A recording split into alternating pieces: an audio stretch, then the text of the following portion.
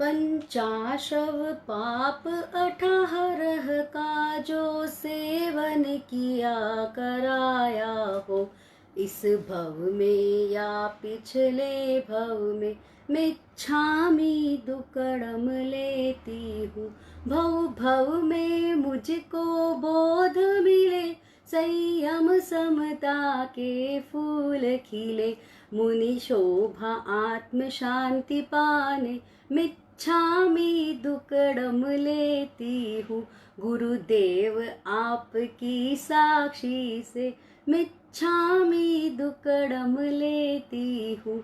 अपनी आत्मा की साक्षी से, मिच्छामि दुक्कड़म लेती हूँ। सादर जय जिनेंद्र। जिसने बताया दान और दया का सही स्वरूप, जिसने बताया पथ त्याग धर्म भोग अधर्म का, ऐसे महामना भिक्षु को मेरा शत शत वंदन। संग संपदा के तारणहार, सतत परिश्रमी, नित नई नियमावली के प्रदाता आचार्य श्री महाशमन जी के चरणों में शत शत वंदन। विनय और ममता का सतत झरना जहाँ बहता है, ऐसे संघ महानिर्देशिका साध्वी प्रमुखा श्री जी के चरणों में मेरा शत शत वंदन।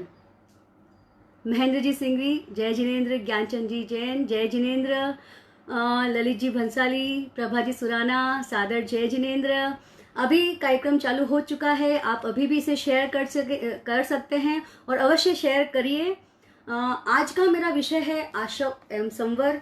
देखिए, कल की क्लास में जो पाप की बात मैंने बताई थी, उसका डिस्क्रिप्शन मैंने सिर्फ शब्द को लेकर उसका अर्थ बता के किया था, क्योंकि आज जो है आश्रव वह पाप के क्रिया जो होती है उसके अनुसार ही होती है। तो आज हम आश्रव को बहुत अच्छे से जानेंगे कि आश्रव क्या होता है और आश्रव हम कैसे मिथ्यात्व के दोष लगाते हैं। तो चलिए प्रारंभ करते हैं आज के विषय का, आश्रव और संवर। देखिए, एक उदाहरण के द्वारा मैं आपको आश्रव समझाऊंगी कि जैसे एक नौका है, उसमें अगर छेद हो जाता है तो सतत उसमें पानी भरता रहता है, यह तो हम सभी जानते हैं। वैसे ही हमारी आत्मा में कषाय के द्वारा और योग के द्वारा सतत कर्मों का आवागमन चालू रहता है, जो कि मैंने आपको अपनी फर्स्ट क्लास कर्म विज्ञान के अंतर्गत बताया था। एक समय भी ऐसा नहीं है जब कर्मों का आकर्षण हमारी आत्मा नहीं करती है। तो जब यह पानी जब नौका में भरता है, जब ज्यादा पानी नौका में भर जाता है, तो आप और हम सभी जानते हैं कि नौका डूब जाती है। वैसे ही आत्मा जब आश्रव रूपी कर्मों से भारी हो जाती है तो पुनः इस संसार समुद्र में डूब जाती है। अब आप सोचेंगे कि बार बार ये संसार समुद्र का ही उदाहरण क्यों दिया जाता है। देखिए, एक रूपक है समुद्र, यानी समुद्र में कितना पानी है, अथाह पानी, जिसका कि हम अनुमान भी नहीं लगा सकते। वैसे ही ये समुद्र तो एक छोटी सी बात है। हमारे जन्म तो कई समुद्र को मिलाकर भी, उसके पानी की एक बूंद को मिलाकर भी उससे भी ज्यादा हमारे जन्म और मरण होते हैं। तो इस वजह से ये समुद्र का रूपक हमें दिया जाता है। रूपक यानी उदाहरण, एग्जाम्पल। अतः मूल कर आश्रव का अर्थ होता है कर्म ग्रहण करने वाला आत्म परिणाम आश्रव कहलाता है। अब देखिए, पाप और आश्रव में कुछ ही अंतर होता है, लेकिन वह अवश्य स्पष्ट करना चाहूंगी आपसे कि पाप को क्यों तत्व में अलग रखा गया और आश्रव को क्यों अलग रखा गया। देखिए, जो अशुभ कर्म जब उदय में आता है तो उससे जीव जो पाप करता है अशुभ कर्म के उदय की हेल्प से, तो वह तो हो गया पाप। लेकिन जो वध यानी प्राण वध की जो क्रिया होती है, जिस क्रिया के सहारे वह प्राण का वध करता है, वह हो गया आश्रव। तो बस इतना सा ही एक बारीक सी भेद रखा है, लेकिन अवश्य ही वह आश्रव और पाप का डिफरेंशिएट करते हैं इस और यह हमें जानना बहुत आवश्यक होता है, तभी हम दोनों तत्व को अलग अलग जान पाएंगे। देखिए, आश्रव एक ऐसी चीज है जिससे आत्मा शुभ कर्मों का बंध भी करती है और अशुभ कर्मों का बंध भी करती है। देखिए, मैंने आपको पहले भी बताया था कि जो पाप कर्म है उसमें आश्रव का जो साम्राज्य है वह इतना बड़ा है कि मिथ्यात्व आश्रव, 5 प्रकार के आश्रव होते हैं, मिथ्यात्व, अव्रत, प्रमाद, कषाय और योग आश्रव। उसमें सिर्फ और सिर्फ योग आश्रव के अंतर्गत हम शुभ कर्म कर सकते हैं। बाकी मिथ्यात्व, अव्रत, प्रमाद और कषाय और अशुभ योग, इतना बड़ा साम्राज्य है आशव का। क्रिया आशव की होती है, लेकिन क्रिया की जो करनी है वह पाप रूप में होती है। इसी अपेक्षा से हमारे जीवन में पाप अधिक है और पुण्य तो बहुत, यानी कि धर्म की शुद्ध क्रिया। वैसे एक जैन को तो पुण्य कमाने की भी सोचना नहीं चाहिए कि हमारा जीवन पुण्य में कमाने में ज्यादा बीते। धर्म की शुद्ध करने पर सिर्फ हमारा ध्यान रखें तो हमको हर चीज मिलती है। ज्यादा बात को लंबाते हुए नहीं, मैं आपको मिथ्यात्व आश्रव की तरफ ले चलती हूँ। तो जो मिथ्यात्व आश्रव है वह एक ऐसा तत्व है जो धर्म के प्रति, तत्व के प्रति आपकी श्रद्धा होने ही नहीं देता है।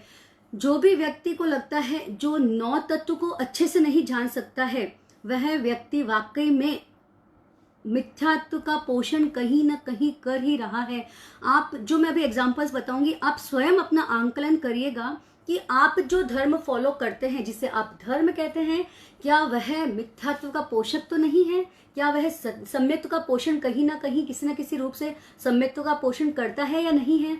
बहुत जरूरी है मिथ्यात्व आश्रव का त्याग करना, लेकिन इसके लिए हमें पहले मिथ्यात्व आश्रव को पहचानना होगा। तो देखिए, दो चीज आती है मिथ्यात्व आश्रव के अंतर्गत। एक तो व्यवहारिक मिथ्यात्व आता है और एक तात्विक मिथ्यात्व आता है। आज के दिन मैं तात्विक मिथ्यात्व की बात यहाँ नहीं करूंगी, मैं व्यवहारिक मिथ्यात्व के द्वारा आपको बताना चाहूंगी, क्योंकि हम वो रूटीन में वो ही मिथ्यात्व फॉलो कर रहे हैं। तो आज मैं चाहूंगी कि आप उन चीजों के बारे में जानें, अपना माइंड उसमें यूज करें कि क्या सही है, क्या गलत है, कैसे हम मिथ्यात्व से दूर जा सकते हैं। तो चलिए देखिए, जो मैंने आज दोपहर में बात कही थी कि जैसे आप देव गुरु धर्म के अतिरिक्त किसी कुल देवी या भेरूजी बाबूजी या किसी को भी मानते हैं, उनकी पूजा अर्चना में ज्यादा तल्लीन रहते हैं, तो देखिए सिर्फ दृष्टि का विभेद करना है। हमें यह मानना है कि ये लौकिक देव है। लोकोदर देव तो सिर्फ अरिहंत, जो पंच परमेश्वरी में आते हैं, अरिहंत, सिद्ध, साधु, उपाध्याय, आचार्य, ये ही लोकोत्तर देव माने जाते हैं। उसमें भी अरिहंत का स्थान पहला आता है। तो ये जो देवी देवता हैं, इनकी अगर आप श्रद्धा पालते हैं या इनको अपने जीवन में उच्च स्थान आपने दिया हुआ है, तो आप यह मानिए कि ये मोक्ष के प्रदाता नहीं है। आचार्य श्री महाश्रमण जी भी अपने व्याख्यान में कितनी ही बार फरमाते हैं कि सांसारिक देवी देवता अलग होते हैं, लोकोत्तर देवी देवता देव अलग होते हैं। सिर्फ हमारी दृष्टि विशुद्ध होनी चाहिए कि हम लौकिक देवों को में हम लोकोत्तर ना सोचे कि ये देवों की हम मनोती करेंगे या देवों की हम श्रद्धा रखेंगे तो हमें जरूर मोक्ष प्राप्त हो जाएगा। ये तो वाकई में वैसी ही बात हो गई जैसे एक सेठ जी को किसी काम से दूसरे गांव जाना था। उन्होंने अपने बेटे को दुकान पे बिठाया और बोला कि देखो, ये घी 200 रुपए किलो है, ये तंबाकू 200 रुपए किलो है, तो जो भी आए उसको उस हिसाब से नाप तोल के दे देना। अब बेटा समझदार नहीं था, उसे उस व्यापार की समझ नहीं थी, तो उसने क्या किया, जैसे पिताजी गए, उसको लगा कि जब दोनों ही चीज समान भाव की है तो क्यों ना मैं इसको दोनों को मिला दूं। तो आप बताइए, अगर घी और तंबाकू मिली हुई चीज, अगर घी मांगेंगे तो क्या आपको घी मिलेगा? नहीं। तंबाकू मांगे तो आपको तंबाकू मिलेगा? जी नहीं। मिश्रण की हुई चीज का कहीं कोई उपयोग नहीं है। बस वैसे ही हम जीवन में करते हैं कि हम मिथ्यात्व में हम समझ ही नहीं आता कि कौन सा सही धर्म है और कौन सा गलत धर्म है। यानी कि जो भी इंसान धर्म अधर्म की मिलावट करता है, जो साधु शुद्ध ज्ञान की बातें बताते हैं, उनके पास न जाकर अन्य गुरुओं के चमत्कार में फंसता जाता है, वह वाकई में मिथ्यात्व का पोषक कर रहा है। आप संभलिए, सिर्फ दृष्टि का चेंज करना है। मैं आपको ये नहीं कहती कि कुल देवी को मानना बंद कर दीजिए, लेकिन बस अपनी दृष्टि रखिए कि ये मेरे लौकिक देवी देवता हैं जो संसार के सभी कर्तव्य के अनुसार मुझे इनका कर्तव्य का पालन करना है। और देखिए, वह भी तरसते हैं मंगल पाठ सुनने के लिए। कितनी बार हम देखते हैं कि जब मंदिरों में साधु संत पधारते हैं देखने के लिए, तो वह वहां खड़े रह के मंगल पाठ सुनाते हैं, लेकिन हमारा ध्यान ही नहीं जाता वह क्यों सुनाते हैं। क्योंकि ये जो देवता है वह व्यंतर जाति के देवी देवता हैं, और व्यंतर जाति के देवी देवता स्वयं तरसते हैं मनुष्य भव के लिए। वह स्वयं तरसते हैं मंगल पाठ सुनने के लिए। तो देखिए, सिर्फ हमें दृष्टि का एक्सचेंज करना है कि ये लौकिक देवी देवता है, यह मुझे मोक्ष मार्ग में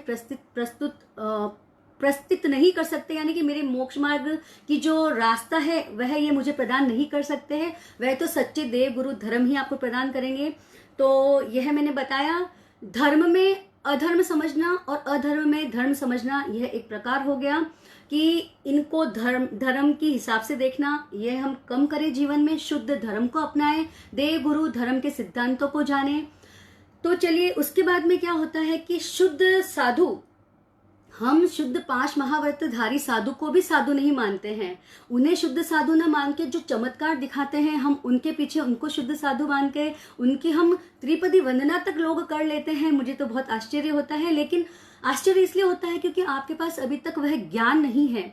इस अपेक्षा से देखिए कि हमें गुरु उसको बनाना चाहिए जो कृत कारित अनुमोदित तीनों चीजों में हिंसा का पोषण ना करता हो। अगर कोई चमत्कारिक गुरु आप किसी को बनाते हैं या उसके पास बहुत ज्यादा परिग्रह है तो आप बचिए उस चीज से।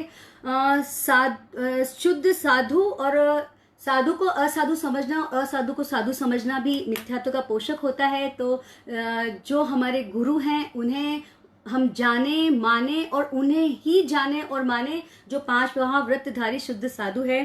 तो ऐसे हम मिथ्यात्व को कम कर सकते हैं। और मार्ग यानी कि जो 9 तत्व है उनका गहन अध्ययन करें, उसके साइंस को जाने, ना कि देखिए कितने लोग ऐसे होते हैं कि सवेरे एक अगरबत्ती जलाई, धूप दीपक किया, चलो हो गया, हमारा धर्म का कोटा पूर्ण हो गया आज का। जी नहीं, ऐसा नहीं होता है। वह भी लौकिक मार्ग है, ना कि लोकोत्तर मार्ग है।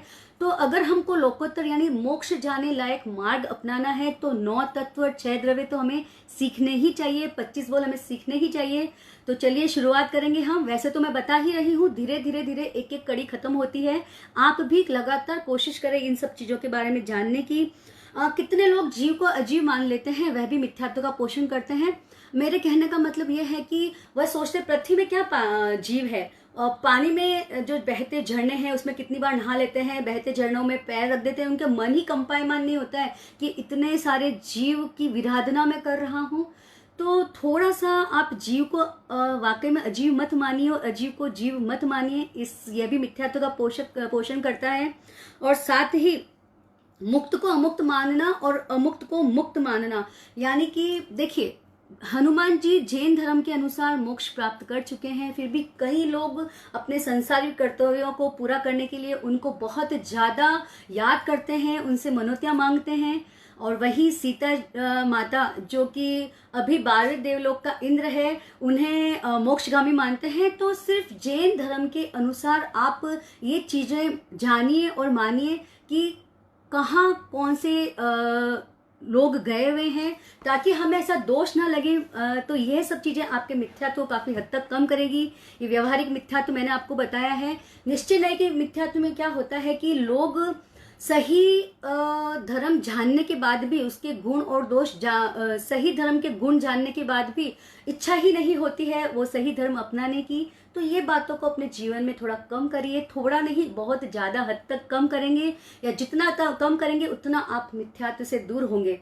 क्यों मैं मिथ्यात्व से दूर होने पे इतना बात बता रही हूँ, क्योंकि होता क्या है, मिथ्यात्व की अवस्था में वाकई में हमने बहुत जन्म, अनंत जन्म मिथ्यात्व अवस्था में कर लिए हैं। तो उससे जितना हमारी आत्मा दूर होने की कोशिश करेगी उतना ही हम धर्म के ज्यादा क्लोज जाएंगे, उतना ही हम एक बार धार्मिक क्रिया स्टार्ट हो गई तो बहुत जल्दी हम उसके स्टेप्स चढ़ते हैं। देखिए डाइटिशियन के पास जब हम जाते हैं तो 90% डाइट का जो फॉर्मेट होता है सबके लिए सेम ही होता है, लेकिन फायदा किसको मिलता है, जो घर आकर उसका फॉलोअप बराबर करते हैं, एक्सरसाइज बराबर करते हैं, वो डाइट चार्ट को पूरा फॉलो करते हैं। बस वैसे ही आप तक चीजें शुद्ध धर्म पहुंचा तो रहे हैं, मेरे द्वारा हो या कोई भी उपासक द्वारा हो, साधु साध्वियों के द्वारा हो, परम पूज्य गुरुदेव के द्वारा हो, धर्म शुद्ध धर्म की क्रिया आप तक पहुंच तो रही है, लेकिन क्रिया का आचरण आप कितना करेंगे उस पर ही सब डिपेंड करता है। तो चलिए, यह तो मैंने आपको मिथ्यात्व आश्रम के बारे में बताया। तनसुखजी बैठ, जय जिनेन्द्र, सीमा चौड़िया दी, जय जिनेन्द्र, राजेश जी सेठिया, जय जिनेन्द्र। कार्यक्रम को अभी भी आप लाइक और शेयर करते रहें। अब हम चलेंगे अव्रत आश्रम की तरफ। अव्रत या आश्रम यानी खुलावट, यानी कि जहां आपका त्याग नहीं है, वह हर चीज आपकी अव्रत के अंदर इंक्लूड है। हर पल आपको अव्रत का दोष लगता है, चाहे उस चीज की हिंसा, जैसे अगर आप भिंडी की सब्जी घर पे लेके आते हैं, उसे कट करके आप खुद के निमित्त जितना बनाएंगे वह तो हो गई उसकी हिंसा। अव्रत यानी कि दुनिया में जितनी भिंडी की सब्जी बिकने को आई है या जितनी उसकी पैदावार हुई है, उस सब की अव्रत आपके खुली है। तो आवश्यक और अनावश्यक हिंसा, यानी कि जितना आपको आवश्यक उतनी आवश्यक हिंसा में आप आगार रख के इन सब चीजों के त्याग कर सकते हैं। जो त्याग है वह व्रत संवर में आता है, तो मैं थोड़ी देर बाद में आपको बताऊंगी। यह अव्रत आश्रम ऐसा है कि जिसमें लोगों को बहुत डर लगता है कि हम त्याग करेंगे ही नहीं, हम तो त्याग करते और हमारे त्याग टूट जाते हैं। देखिए, डरिए मत, जब तक हमारा जीव पुरुषार्थ नहीं करेगा तो फिर हमारे लिए कौन पुरुषार्थ करेगा? कौन? हम स्वयं ही स्वयं को मोक्ष मार्ग पर प्रस्तुत करने के लिए मेहनत कर सकते हैं। कोई और तो सिर्फ बोल सकता है, हमें समाधान प्रदान कर सकता है। बहुत अलग तरीके हैं, सिर्फ रसगुल्ला, गुलाब जामुन या खाद्य पदार्थ के अलावा भी बहुत अलग तरह के त्याग होते हैं, जिनको अपनाकर हम अव्रत आशयों से वाकई में बहुत दूर जा सकते हैं। देखिए, कुछ कुछ जो क्रोध मान माया लोभ होते हैं वो इतने कठोर होते हैं या इतने ज्यादा होते हैं कि आज जीवन एक इंसान दूसरे इंसान को माफ नहीं कर पाता है। वह अनंतानुबंधी क्रोध मान माया लोभ होता है, जो कि प्रमाद आश्रय की बात मैं आपको बताने लग गई। अव्रत संवर वही खत्म हो जाता है कि हमारी जो खुलावट है, जितने त्याग हमने नहीं किए हुए हैं, वह अव्रत संवर के अंतर्गत आता है। और प्रमाद आश्रम एक ऐसा आश्रम है जो आपको धर्म के निकट ले जाता ही नहीं है। देखिए, आप में से कितने लोग ये सोचते होंगे कि जहां चौमासा होता है क्या आप हर दिन दर्शन करने जा सकते हैं? जी नहीं जाते हैं, क्योंकि इच्छा ही नहीं होती है। यह प्रमाद आश्रम का ही काम है कि आपके मन में इच्छा ही पैदा नहीं होती है, चलो आज दर्शन कर ले, आज व्याख्यान सुन ले। 4 महीने में 4 बार दर्शन करना सफिशिएंट नहीं होता है। तो देखिए, ये जो प्रमाद आश्रम है वह हमें धर्म से दूर रहने की भरपूर कोशिश करता है कि यह जीव धर्म के निकट जाए ही ना। लेकिन थोड़ा पुरुषार्थ करिए, अपने आलस को त्यागिए, गुरुदेव के दर्शनार्थ जाइए, जो आपके साधु संत विराजे हुए हैं उनके दर्शनार्थ को जाइए, उनसे धर्मवाणी सुनिए, तभी आप इस प्रमाद आश्रय से दूर हो पाएंगे। हालांकि अप्रमाद संवर की भी बात आएगी आगे। अब देखिए, कषाय आश्रय क्या होता है कि कषाय आश्रय, जैसे मैं अभी पहले बीच में जो टॉपिक ले लिया था, वही क्रोध मान माया लोभ को हम कषाय बोलते हैं। इसको भी आश्रय का प्रकार रूप मिला है। यही पाप के भेद थे जो मैंने कल आपको बताए थे, और यही कषाय आश्रय के भेद है। लेकिन इसे 4 तरह से हम डिफ्रेंशिएट करेंगे। अनंतानुबंधी क्रोध मान माया लोभ, जो इतने चिकने होते हैं कि अगर किसी से लड़ाई झगड़ा हो जाता है तो जीव जिंदगी भर उससे बात नहीं करता है और अंत समय में भी बिना खमत खामना करे इस जिंदगी से विदा ले लेता है। लेकिन वाकई में ये बहुत ज्यादा चिकने निकाचित कर्म आपके बांधने में पूरी हेल्प करता है, तो इससे आप बचें। अप्रत्याख्यानी चतुष्क, यानी हम धर्म को जान गए, ठीक है, आप धर्म की बात मेरी सुनते हैं, आपको अच्छी भी लगती है, चाहते हैं जीवन में भी उतारना, लेकिन हम त्याग नहीं कर सकते। देखिए, देवता भी किसी भी प्रकार का त्याग कर ही नहीं सकते हैं। वह भी तरसते हैं मनुष्य भव में आकर धर्म की क्रिया करने के लिए। तो अप्रत्याख्यान चतुष्क में हम त्याग नहीं कर सकते हैं, और प्रत्याख्यान कषाय चतुष्क में हम त्याग कर सकते हैं। देखिए, जिंदगी भर का त्याग इसमें आता है, और हम जो 12 व्रत नियम लेते हैं वह भी त्याग प्रत्याख्यान चतुष्क में आता है। और संज्वलन यानी इतना हल्का, इधर गुस्सा आया और एक ही समय में, यानी कि समय खत्म होते दूसरे समय में वह समाप्त हो जाता है, तो उसे संजुलन कषाय कहते हैं। थोड़ी तात्विक भाषा है, लेकिन थोड़ा तत्व बताऊंगी तभी बातें अच्छे से क्लियर होगी। तो यह जो कषाय आश्रय है वह 10 गुण स्थान तक रहता है। और देखिए, अब जो आ रहा है योग आश्रय, उसमें एकमात्र यही आश्रय ऐसा है जो शुभ और अशुभ दोनों तरीके से बंधता है। जो कि मैंने आपको कल बताया था कि शुभ प्रवृत्ति और अशुभ प्रवृत्ति, सिर्फ ये 2 प्रवृत्तियां ऐसी है जिससे कि जीव कर्मों का बंधन करता है। तो जो अशुभ प्रवृत्ति है उसे पाप का बंध करता है, जो शुभ प्रवृत्ति है, जो धर्म की शुभ प्रवृत्ति है, उसके द्वारा जीव पुण्य का अर्जन करता है। तो वह भी यह योग आश्रय के द्वारा ही हम मानते हैं। देखिए, अशुभ प्रवृत्ति में जो कल हम पाप की बातें बता रहे थे वो इसके अंतर्गत आती है, यानी प्राणातिपात, जीववध की क्रिया, अदत्तादान झूठ बोलने की क्रिया, मृषावाद झूठ बोलने की क्रिया, अदत्तादान चोरी करने की क्रिया, मैथुन आश्रव यानी कि अब्रह्मचर्य का सेवन करने की क्रिया, परिग्रह आश्रव यानी पदार्थों के प्रति आसक्ति की क्रिया। Thank you everyone. Sudha Parakh ji धन्यवाद, राकेश जी जैन धन्यवाद। आप सभी लाइव में जुड़े हैं, शेयर भी करते रहिए। ममता भाभी थैंक यू सो मच, जय जिनेन्द्र। और इसके साथ ही देखिए, अब जो बात बताने जा रही हूँ, श्रोतेंद्रिय प्रवृत्ति आश्रव यानी कि धर्म के अतिरिक्त बातों में हमारे कान के द्वारा जो राग और द्वेष की प्रवृत्ति होती है, वह भी एक आश्रव का प्रकार है। यानी कि सोचिए कि हमारे कानों में धर्म की बात पढ़ना कितना आवश्यक है। इसीलिए मैं बोलती हूँ कि आप शेयर करिए। अगर कोई एक जना भी ये धर्म की शुद्ध वाणी आपके द्वारा उसके कानों में गई, तो वाकई में आपकी निर्जरा, आप बहुत अधिक निर्जरा के भागीदार होंगे। वैसे ही चक्षुरेंद्रिय प्रवृत्ति आश्रव यानी आंखों के द्वारा धर्म के अतिरिक्त विषय देखने से होने वाली राग द्वेषात्मक क्रिया, वैसे ही हम घ्राणेन्द्रिय यानी गंध को लेकर होने वाली राग द्वेषात्मक क्रिया, और रस को होने वाली यानी कि जीभ के स्वाद के लेकर होने वाली राग द्वेषी क्रिया, इससे तो हम सब परिचित ही हैं। क्योंकि कुछ भी खाने में नमक आगे पीछे हो गया तो गुस्सा तो पहले फूटता है, बाद में नमक आता है। तो बस थोड़ा सा समभाव आएगा इन सब चीजों को बैलेंस करने के लिए। उसी प्रकार स्पर्शनेन्द्रिय प्रवृत्ति आश्रव का अर्थ होता है कि स्पर्श यानी जो हमारा चमड़ी के प्रति जो लगाव है, उसमें जो राग और द्वेष की क्रिया होती है, जो कि देखिए आजकल मोबाइल के माध्यम से चीजें बहुत ज्यादा होती है, तो उसकी आसक्ति को बढ़ने ना दे। उसके प्रति जो राग और द्वेष की आसक्ति है उसको बढ़ने ना दे। किसी को कुरूप देख के उसके प्रति घृणा ना करें। देखिए गुण अच्छे होने चाहिए, रूप तो देखिए कि नाम कर्म पर डिपेंड करता है। मन प्रवृत्ति आश्रव यानी धर्म के अतिरिक्त क्रियाओं में मन लगा होना, उससे होने वाली आश्रव की क्रिया। वचन, जो धर्म के अतिरिक्त जो दूसरे वचन हैं उससे होने वाली आश्रव की क्रिया। और काय प्रवृत्ति आश्रव यानी धर्म के अतिरिक्त अन्य क्रियाओं में होने वाली शरीर की क्रिया, उसे हम काय प्रवृत्ति आश्रव कहते हैं।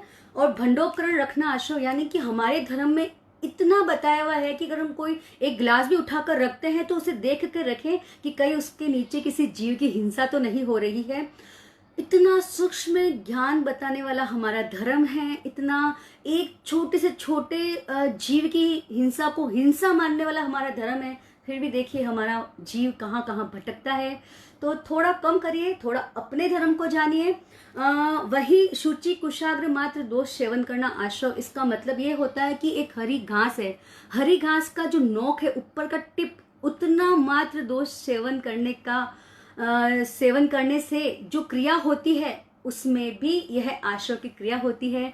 तो देखिए ये है योग आश्रव जो मैंने आपको बताया। तो बस ये जो चीजें मैंने आपको नाम लेके बताई है, तो ये पांचों इंद्रियों में आप संभाव रखिए। देखिए ऐसा तो मैं नहीं बोलती कि सब क्रिया बंद कर दो, सिर्फ धर्म की क्रिया करो। वैसा आप करते हैं तो बहुत बड़ा जैकपॉट आपकी लाइफ में पक्का लग ही जाएगा, लेकिन हम ऐसा जीवन नहीं जी सकते।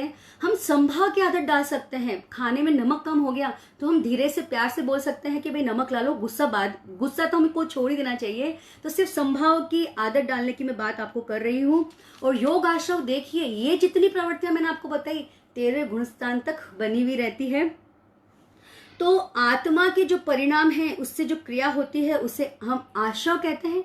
आत्मा के द्वारा जो क्रिया होती है, देखिए जो कार्मिक वर्गना जो बाहर पड़ी है वह आश्रव नहीं है।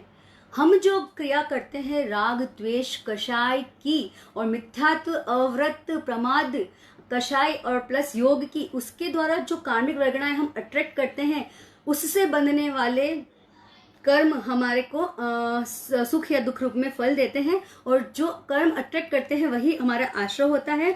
तो चलिए, जैसे तालाब में नाला, हवेली में द्वार और नौका में छेद होता है, उसके प्रकार होता है आश्रव। लेकिन नाले से आने वाला पानी और द्वार से आने वाला व्यक्ति और नौका के छेद से आने वाला पानी, उसके समान होता है कर्म। थोड़ा सा हम इस बात को समझेंगे तो ही हम डिफरेंशिएट कर पाएंगे। चलिए, यह योग क्यों होता है? आपके मन में प्रश्न हो सकता है कि ये योग होता क्यों है, ऐसी क्रियाएं हमारी आत्मा के साथ चलती क्यों है? तो देखिए, फिर वही कर्म की बात आएगी कि अंतराय कर्म के क्षय, क्षयोपशम, उपशम, ये तीनों शब्द का अभी मैं मीनिंग बताने वाली हूँ कि अंतराय कर्म के क्षय, क्षयोपशम, उपशम और नाम कर्म के उदय से ही योग होता है। और ये हम तत्व ज्ञान में तो पढ़ते ही हैं, लेकिन आज आप सबको भी इसके बारे में जानकारी देना चाहूंगी कि इसीलिए मैंने बोला था कि कथनी और करनी की समानता रखिए, उससे नाम कर्म पुष्ट होगा तो हम योग भी कर पाएंगे। ज्यादा पुण्य, धर्म की शुद्ध क्रिया करना ऑटोमेटिकली हमारे जीवन में रहेगा। और अंतराय कर्म यानी कि हर किसी को किसी भी चीज में बाधा नहीं पहुंचानी चाहिए। जिसको जो करना है, सही गलत की राय हम दे सकते हैं, लेकिन किसी को बाधा पहुंचाने वाला कार्य हमें नहीं करना चाहिए। तो ये दोनों का बैलेंस, यानी नाम कर्म और अंतराय कर्म का हमने बैलेंस किया तो हमारी श्रद्धा धर्म के प्रति बचपन से ही रहेगी, हमें उसके लिए अलग से मेहनत करने की अपेक्षा नहीं पड़ेगी। तो क्षय का मतलब होता है यानी कि समाप्त होना, ठीक है। अंतराय कर्म का क्षय यानी कि वो खत्म हो जाना।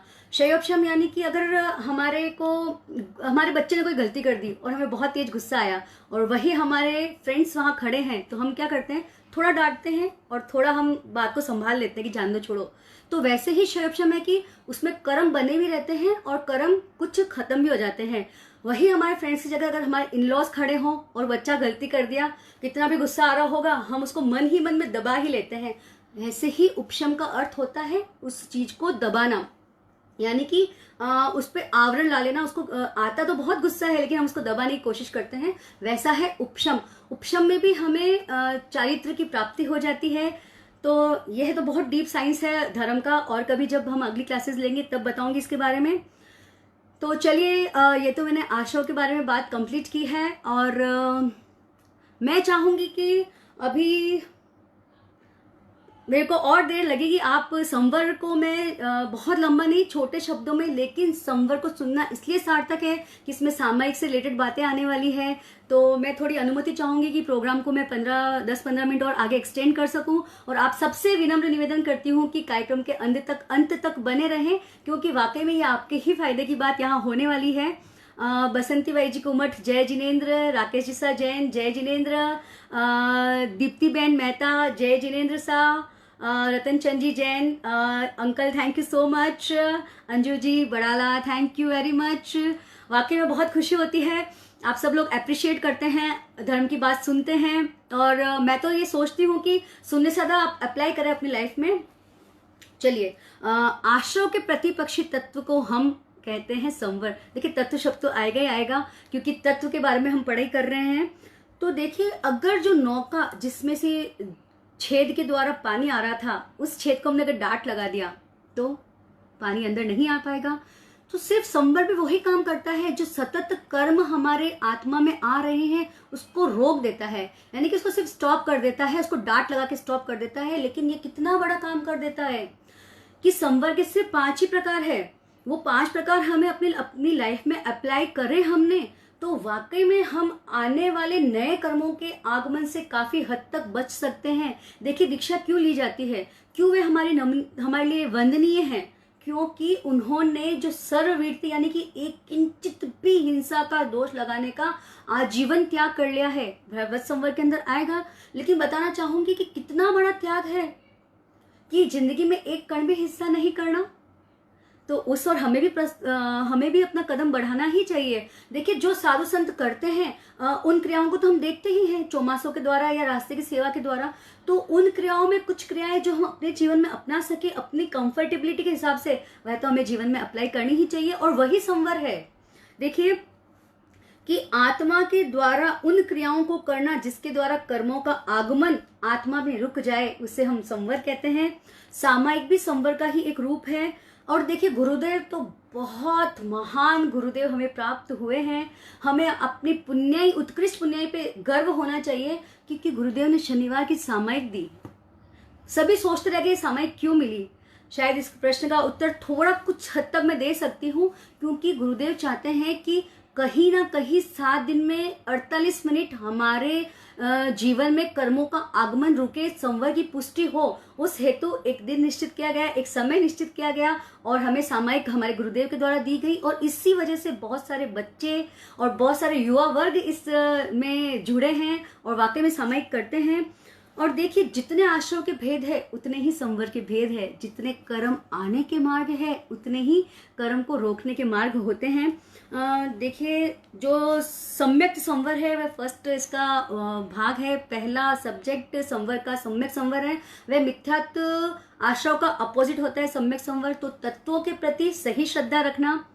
9 तत्व जो मैं आपको एक्सप्लेन कर रही हूँ, अगर आप सोचते हैं कि क्या बातें हैं, क्यों बताई जाती है, तो इस पे सिर्फ श्रद्धा प्राप्त करने से आप सम्यक्त को हासिल कर लेते हैं। ये सम्यक्त अलग है, सम्यक संवर अलग है, इसकी भी भेद रेखा आपको पता होनी चाहिए। क्योंकि हम अगर श्रद्धा नहीं करें तो इसके विपरीत आप तर्क जरूर रख सकते हैं, लेकिन प्रमाण कुछ नहीं दे सकते कि हम इन बातों को क्यों ना माने। तो क्यों ना हम इन 9 तत्वों को अपने जीवन में अप्लाई करें और इन 9 तत्वों का त्याग सहित अपने जीवन में अपनाना ही सम्यक्त संवर है। और सम्यक्त है कि 9 तत्वों पे श्रद्धा होना, लेकिन हम जब त्याग इंक्लूड करेंगे तब ही सम्यक संवर आता है। और देखिए, चौथे गुणस्थान तक देवताओं में सम्यक्त पाया जाता है, नरक में भी सम्यक्त पाया जाता है, लेकिन 5वां गुणस्थान तो सिर्फ और सिर्फ तिर्यंच और मनुष्य में पाया जाता है। तिर्यंच में भी संगी तिर्यंच जिनके मन होता है उसके अंतर्गत ये सम्यक्त संवर आता है, क्योंकि मन वाले पंचेंद्रिय जो तिर्यंच होता है वह भी सामायिक कर लेते हैं। अब आप बोलेंगे हमने तो कभी मुफ्ती लगा के किसी को देखा नहीं।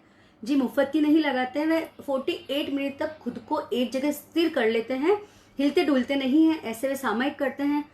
तो तिर्यंच योनि में जाने की अपेक्षा ही क्या है, हम यहाँ पर होकर भी हर दिन 48 मिनट्स अपनी आत्मा के लिए निकालने ही चाहिए, सामायिक करनी ही चाहिए। सामायिक करने से स्वाध्याय हो जाता है, ध्यान हो जाता है, मंत्र आराधना हो जाती है, जप आराधना हो जाती है। कितना बड़ा फल है सामायिक का।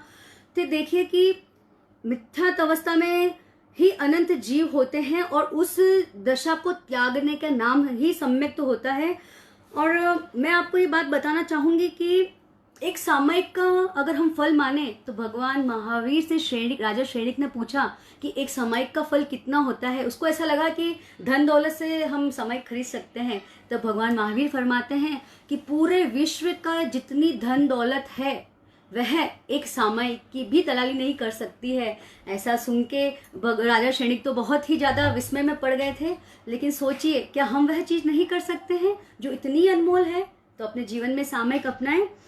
और वही देखिए, जो वीति संवर है और सम्यक संवर है वह त्याग प्रत्याख्यान के द्वारा होता है। बाकी के जो 3 संवर है, अप्रमाद, अकषाय और अयोग संवर, यह 3 कर्मों के क्षय, क्षयक्षम और उपशम में प्राप्त होते हैं। तो चलिए जानेंगे व्रत संवर के बारे में। बहुत ही यूनिक चीजें इस मैटर में मैं आपको बताने वाली हूँ कि कृत कारित और अनुमोदित हिंसा का अक्षरशः भी उपयोग नहीं करना, उसे हम सर्ववीर्ति संवर कहते हैं, जो कि सिर्फ और सिर्फ चारित्र आत्माओं के होता है। और इसी वजह से हम उन्हें चारित्र आत्माएं कहते हैं। ज्ञान और दर्शन तो हम सब में है। ज्ञान और दर्शन तो एक पृथ्वीकाय के जीव में भी हो सकता है, लेकिन चारित्र तो उसी में पाया जाता है जिन्होंने सर्व सावध्य प्रवृत्तियों यानी कि सब पापकारी प्रवृत्तियों का, जिन्होंने 3 करण 3 योग से त्याग कर लिया है। जी, व्रत संवर को जानने के लिए हमें करण योग भी जानना जरूरी है कि हम त्याग कैसे करते हैं। 25 बोल में जो 24वां बोल है भांगा 49, हम उतनी तरीके से त्याग कर सकते हैं। जब भी मैं तो कहती हूँ साधु सत्यों की सेवा करें या मौका मिले, जानिए आप कि भांगा 49 क्या होता है, हम किस तरह से त्याग कर सकते हैं। और 35 से 40 की अगर आपकी उम्र हो गई है तो एक एक चीज हर महीने में आजीवन छोड़ सकते हैं आप। बहुत सारी चीजें हैं। हमने कभी सुरण सुना भी नहीं है। सुरण एक ऐसी चीज है जो कि अनंत काय की जीव है। झमिकन, उसका आप आजीवन त्याग कर सकते हैं दवाई का आगार रखने के अलावा। तो देखिए कि हम वो तो सर्ववीर्ति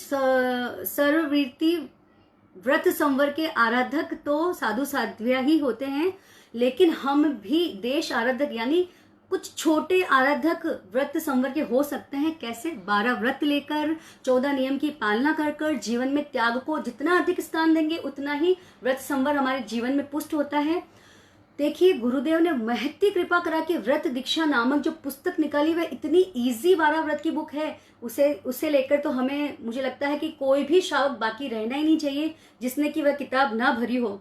अगर आप मोक्ष का रिजर्वेशन चाहते हैं तो आप अवश्य ही वह व्रत दीक्षा की किताब भरें। लेकिन अगर आप जनरल में ही धक्के खाना चाहते हैं, सब इतने लोगों के बीच में क्या बोलते हैं वो क्या बोलते हैं उसको, झगड़ा करके अपनी जगह प्राप्त करना चाहते हैं, यानी कि जनरल टिकट कटाना चाहते हैं, तो आप वाकई में 12 व्रत नहीं भी लेंगे तो भी चलेगा। जीवन है, ऐसे भी कटेगा, ऐसे भी कटेगा। लेकिन 12 व्रत आप अवश्य ही भरें।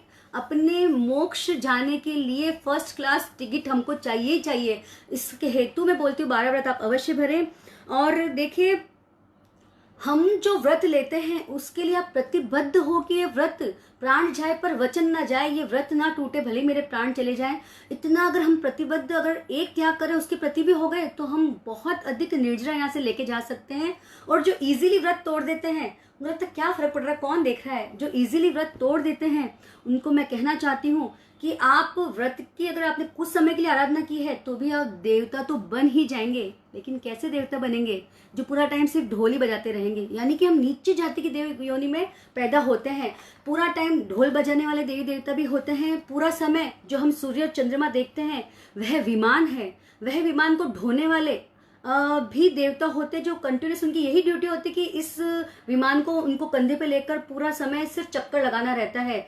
आप यहाँ परिस्थिति से परेशान होकर कुछ देर आराम कर सकते हैं, लेकिन देव योनि में आप आराम नहीं कर सकते हैं। आपकी ड्यूटी आपको कंप्लीट उसी समय करनी पड़ेगी। और अगर आपने अपनी ड्यूटी समय पे कंप्लीट नहीं की तो वहाँ जो बड़े देवता हैं वह आपको इतना बुरा दंड देते हैं कि आपकी बहुत हालत खराब कर देते हैं।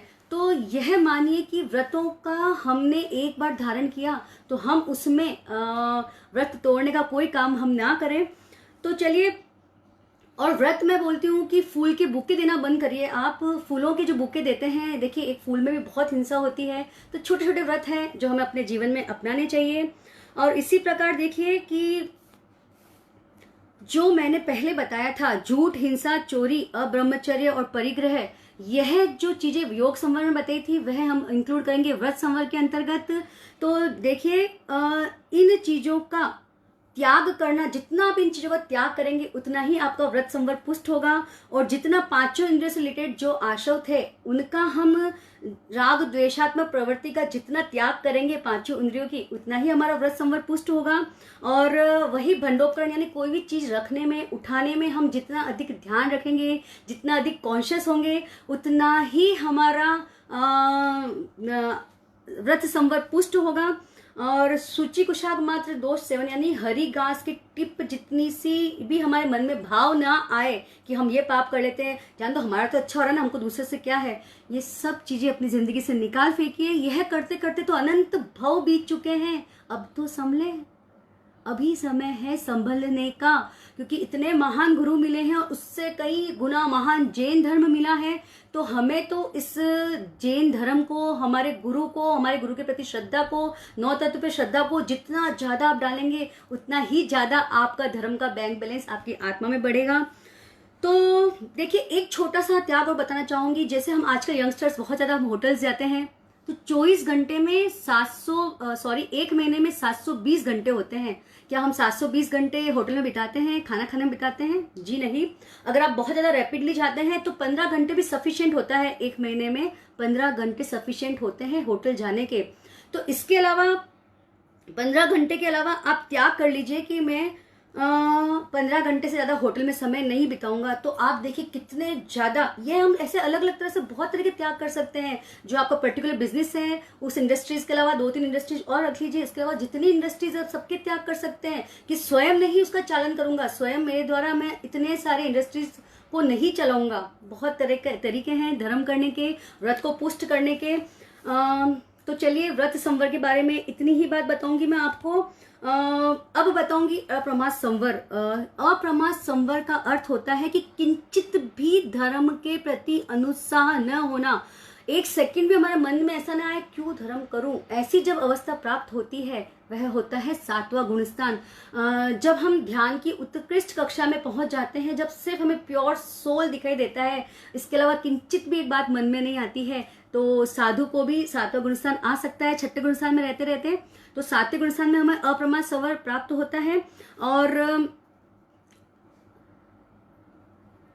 और जो कषाय संवर है वह 11वें गुणस्थान में प्राप्त होता है। देखिए जो बात मैंने पहले बोली थी कि किसी को भी गुस्सा आ जाए तो उस पर आप क्रोध ना करें, निमित्त कोई भी हो सकता है, लेकिन हमारे स्वयं के राग, देश, क्रोध, मान, माया, लोभ 10वें गुणस्थान तक हैं। ये बात भी आप ध्यान रखेंगे तो शायद आपके मन में उसके प्रति दया भाव आएगा, न कि द्वेष का भाव आएगा।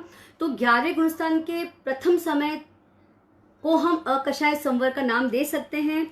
और देखिए मैं यह बोलती हूँ कि जो मुनिश्री दर्शन कुमार जी स्वामी हैं, उनसे भी मैंने बहुत ज्ञान प्राप्त किया है। वह यही बोलते हैं कि तुम गुण स्थानों के द्वारा तत्व ज्ञान को जानने की कोशिश करो। पहले तुम गुण स्थानों को समझो, जानो, फिर उसके बाद में तुम तत्व ज्ञान की तरफ अग्रसर हो तो बहुत आसानी से हमें तत्व ज्ञान समझ में आ जाता है। क्योंकि गुणस्थानों में ही बहुत ज़्यादा फेरबदल होता है, जिसमें हम बहुत ज़्यादा कंफ्यूज हो जाते हैं कि हमें जो तत्व ज्ञान की जो मैथमेटिक्स है वो जल्दी समझ में नहीं आती है।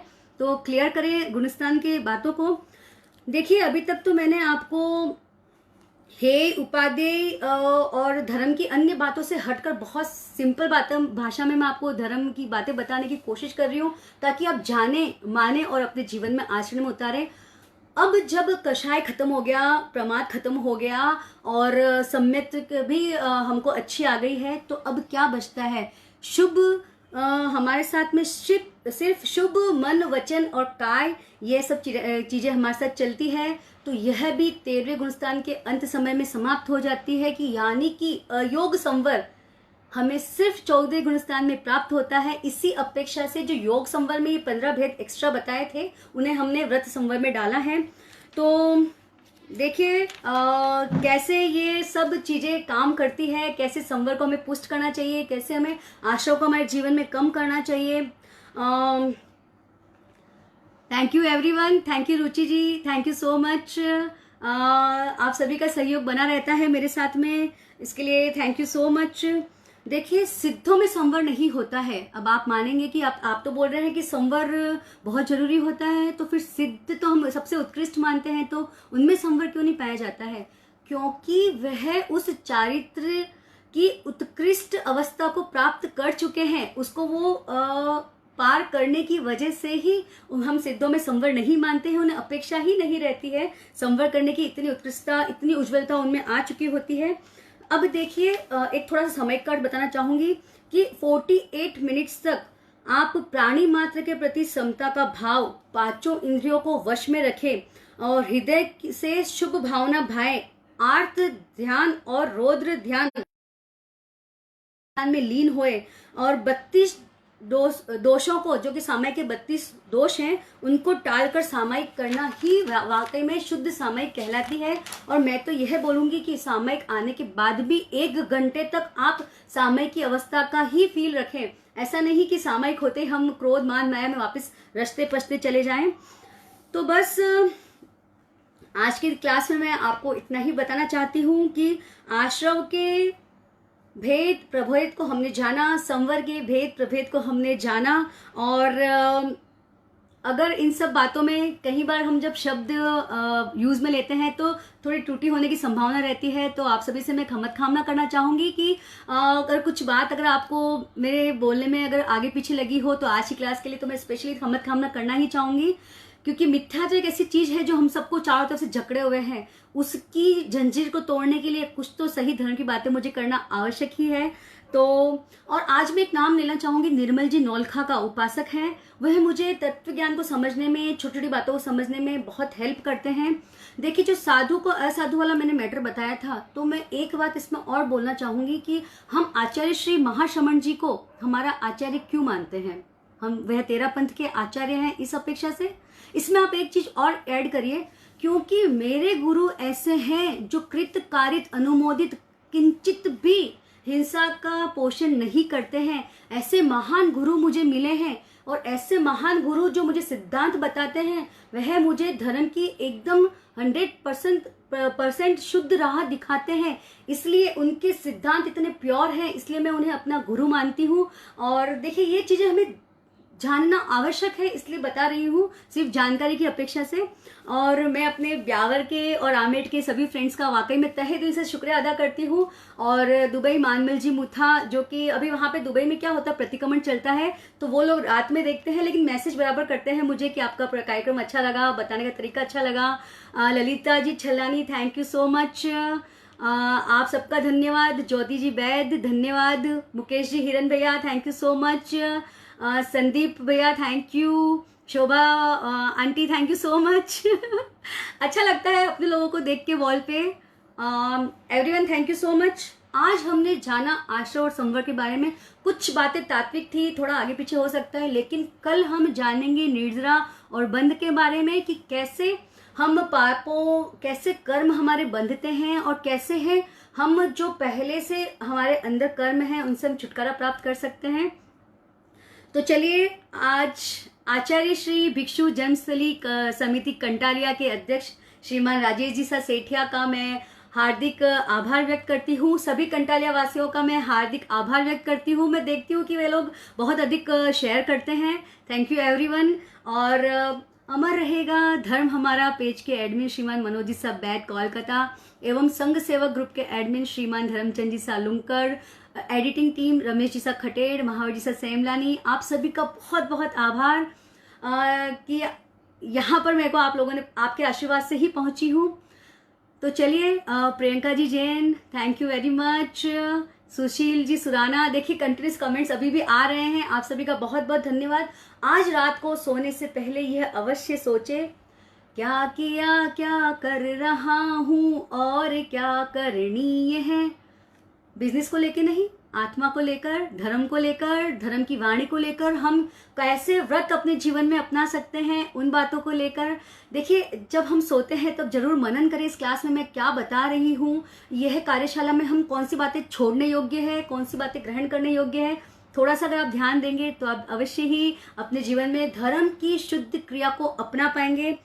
तो चलिए, आप सभी स्वस्थ रहें, मस्त रहें और अमर रहेगा धर्म हमारा पेज से जुड़े रहें, इसी आशा और विश्वास के साथ कि आपका आशीर्वाद मुझ पे दिन प्रतिदिन बढ़ता रहेगा। आप अधिक से अधिक इस प्रोग्राम को शेयर करेंगे, लोगों तक धर्म की शुद्ध वाणी पहुंचाएंगे, इसी आशा और विश्वास के साथ। ओम अरहम जय जिनेन्द्र।